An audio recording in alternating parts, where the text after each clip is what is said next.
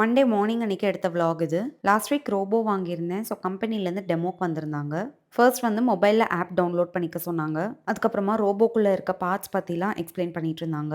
Next வந்து நம்ம வீட்டுக்கான மேப்பிங்லாம் எப்படி பண்ணணும் அப்படின்றத சொல்லிக் குடுத்துட்டு இருந்தாங்க. நல்லா அட்வான்ஸ்டா இருக்கு. எல்லாமே நம்ம மொபைல்ல ஆப்பரேட் பண்ற மாதிரி.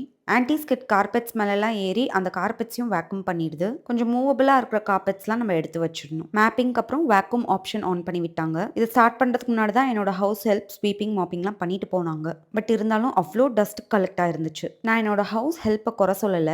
நான் ஸ்வீப் பண்ணியிருந்தா கூட அதுக்கப்புறம் ரோபோ வேக்யூம் பண்றப்ப இவ்வளோ டஸ்ட் கலெக்ட் தான் ஆயிருக்கும். என்னதான் நம்ம மேனுவலா பண்றப்ப ரொம்ப டைனி டஸ்ட் பார்ட்டிகல்ஸ்லாம் நம்மளால எடுக்க முடியாது. நம்ம எவ்வளோ பெருக்கினாலும் தொடப்பத்துல இருக்க டஸ்ட் கூட திரும்ப திரும்ப ஃப்ளோர்ல வரும். அந்த விதத்துல பார்க்கறப்ப எனக்கு ரொம்பவே ஷாக் ஆயிடுச்சு. அவங்க ஸ்வீப்பிங் மாப்பிங் பண்ணி ஹாஃப் அன் ஹவர் கூட ஆகல. திரும்பவும் இவ்வளோ டஸ்ட் கலெக்ட் பண்ணியிருக்கா அப்படின்ட்டு. 3 டேஸா யூஸ் பண்ணிட்டு இருக்கேன். இன்னொரு 1 வீக் யூஸ் பண்ணிட்டு டீட்டெயில்டான ரிவ்யூ லாங் வீடியோல அப்டேட் பண்றேன்.